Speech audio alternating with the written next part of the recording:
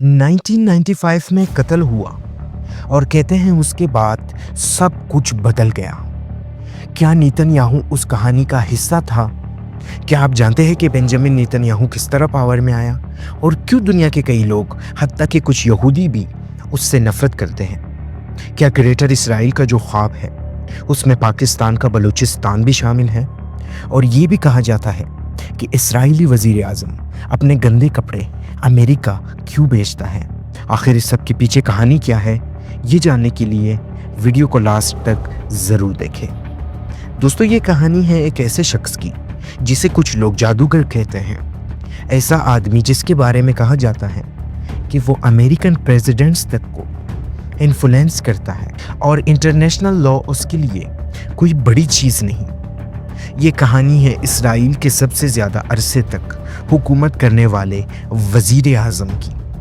दोस्तों, 1948 का वक़्त था। कायद आज़म मोहम्मद अली जिन्ना ने नई इसराइली रियासत के बारे में सख्त अल्फाज में कहा कि इसराइल वेस्ट का नाजायज़ बच्चा है। और फिर अगले ही साल इसराइल के दारुल हुकूमत तल अबीब में एक बच्चा पैदा होता है, बेंजामिन नेतन्याहू। उसके वालिद एक हिस्टोरियन थे जो ज़ायोनिस्ट सोच से मुतासिर थे। उनका मानना था कि फ़लस्तीन की ज़मीन यहूदियों का हक है। इसी सोच के साथ नेतन्याहू की तरबियत हुई। एक इंटरेस्टिंग बात यह भी है कि बेंजामिन नाम हज़रत याकूब के छोटे बेटे का नाम भी था और हज़रत याकूब का लक़ब ही इसराइल था। दोस्तों, 1966 में जब अरब इसराइल जंग हुई तो नेतन्याहू अमेरिका में था। उसने अपनी पढ़ाई छोड़ी और इसराइल जाकर आर्मी ज्वाइन कर ली। वो इलाइट कमांडो यूनिट का हिस्सा बना। एक ऑपरेशन में उसने मैकेनिक बनकर हाईजैक्ड प्लेन में एंट्री ली और अटैकर्स पर फायरिंग कर दी। इस मिशन में वो ज़ख्मी भी हुआ और हैरानी की बात यह है कि गोली अपने ही साथी की लगी। कुछ साल बाद एक और ऑपरेशन में उसका भाई योनाथन नेतन्याहू मारा गया। इस वाक़ये ने उसकी ज़िंदगी बदल दी। उसने कसम खाई कि वो अपने दुश्मनों से इंतकाम लेगा। यहाँ समझना ज़रूरी है कि यहूदी होने और ज़ायोनिस्ट होने एक जैसा नहीं।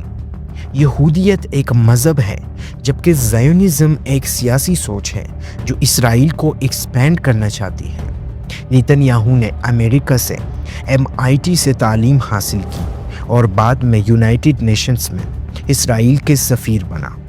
धीरे धीरे वो मीडिया और सियासत में मशहूर होता गया।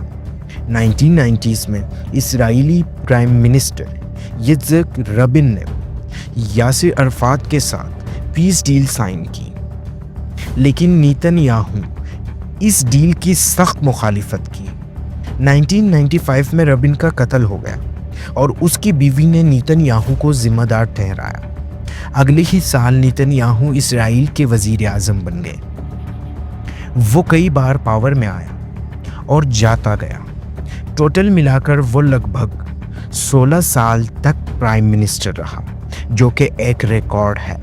लेकिन उस पर करप्शन का इल्ज़ाम भी लगे और उसका नाम एप्स्टीन स्कैंडल जैसे कंट्रोवर्सीज में भी आया।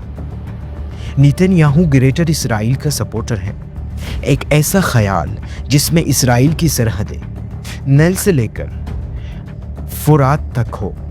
2023 में UN में उसने जो मैप दिखाया उसमें गज़ा और वेस्ट बैंक तक नहीं थे, सिर्फ इसराइल था। उसकी पॉलिसी आयरन वॉल के नाम से मशहूर है, जिसमें फ़लस्तीनियों के साथ कॉम्प्रोमाइज़ का कोई कॉन्सेप्ट नहीं।